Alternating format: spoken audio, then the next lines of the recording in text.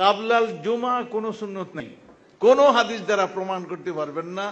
জুমার দিন মসজিদে এসে প্রথম কাজ কি করবেন?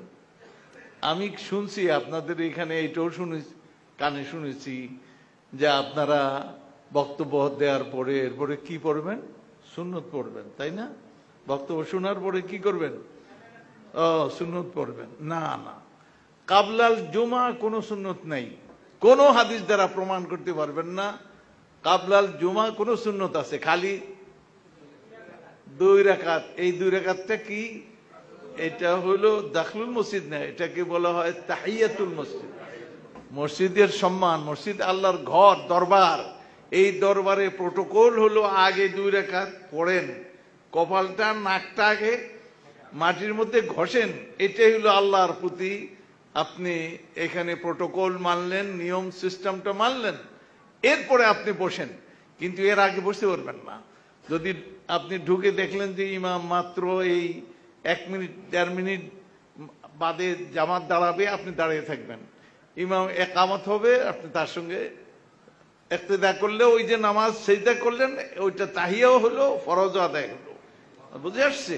কিন্তু দাঁড়িয়ে থাকবেন। কোন আরব দেশে, কোন আরব, মিশর এত একটা খারাপ দেশ হয়ে গেছে এখন, কিন্তু সেখানেও আমি তো বহুবার মিশর গেছি, আমি কখনই দেখি নাই যে কোন একটা মূর্খ মানুষ মসজিদ ঢুকেই বসে পড়ে। না, এটা বসবে না। তারা এটা দেখার দরকার নাই সূর্য উঠছে না ডুবছে না মাথার উপরে খাড়া। এটা হলো সবব, হলো দুখুল। যখনই এই সবব পাওয়া গেল তখনই আপনি এটা করবেন, ওই সূর্যের দিকে চাওয়ার কোনো সুযোগ নাই। তো এটা হলো প্রথম। নবী সাল্লাল্লাহু আলাইহি ওয়াসাল্লাম খুতবা দিচ্ছেন, এক সাহাবী ঢুকলেন, উনি বসে পড়ছেন। কারণ ওনার ওই হাদিসটা জানা আছে, ইমাম যখন মেম্বারে চলে আসবে তখন কি নাই, কোনো কালামও নাই, নামাজও নাই, কথাবার্তাও নাই, নামাজও পড়বেন। তিনি এটা জানেন, সেই জন্য বসে পড়ছেন। নবী সাল্লাল্লাহু আলাইহি ওয়াসাল্লাম খুতবাটা বন্ধ করলেন। বন্ধ করে কত বড় গুরুত্বপূর্ণ লক্ষ্য করেন।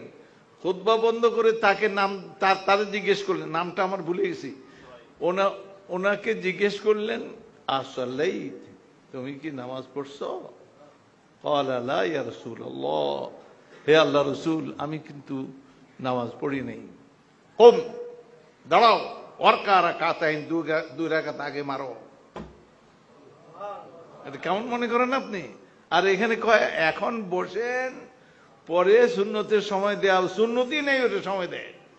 এরপর এখন বসো, যেখানে 2 রাকাত ছাড়া বসাই যাবে না। খুতবা চলাকালীন যদি ঢুকে তাহলে তাকে 2 রাকাত পড়তে হবে, খুতবার মধ্যেও পড়তে হবে। হ্যাঁ, আগে যারা নফল টফল পড়ছে বা তাহিয়া পড়ছে বা 100 রাকাত পর্যন্ত নফল করতে পারেন, কিন্তু সুন্নত নামাজ নাই, এটা জুমার পরে আছে, আগে নাই। এখন আপনি যখন ইমাম আসলো তখন আর নামাজ আপনি শুরু করতে পারবেন না। কিন্তু ওই ব্যক্তি নামাজ পড়বে যে নিউ কামার, মাত্র ঢুকছে, সে এটা না করে খুতবার দিকে পরোয়া করবে না, সে নামাজ পড়বে। এটাই নবী সাল্লাল্লাহু আলাইহি ওয়াসাল্লামের তালিম। বাদাল ইসলাম গরীবান সাইউদু কামা বাদা ফাতুবা লিল গুরাবা। ইসলাম যখন চালু হয়েছিল তখন অপরিচিত মুসাফির ছিল, গরিব। গরিব মানে কেউ চিনত না। আজআলাল আলিহাতা ইলাহান ওয়াহিদান ইন্না হাযা লা শাইউন উজাব। এই বেটা এমন একটা দিন নিয়ে আসছে, একজন বলে খাজে আমরা পূজা করবো একজনের, অথচ আমরা এত পূজা, এত মাবুদের পূজা করি, এগুলির সব মিলিয়ে একজন বানাইছে। একজন পূরণ দিলে কি বাড়ে না কমে?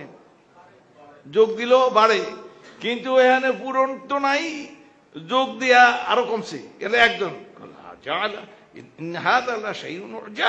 এটা বড় অবাক করার কথা, এটা একজনের কথা কয়। এটা ইসলাম ছিল গরিব, কিন্তু নবী সাল্লাল্লাহু আলাইহি ওয়াসাল্লাম বলছেন সাইউদু কামা বাদা। ইসলামের এই অবস্থাটা আবার ফিরে আসবে। আসল ইসলাম মানুষ বুঝবে না, খালি এই সব কথা বুঝে আসছে। সুতরাং জুমার দিন আমরা এই জিনিসটা করি না।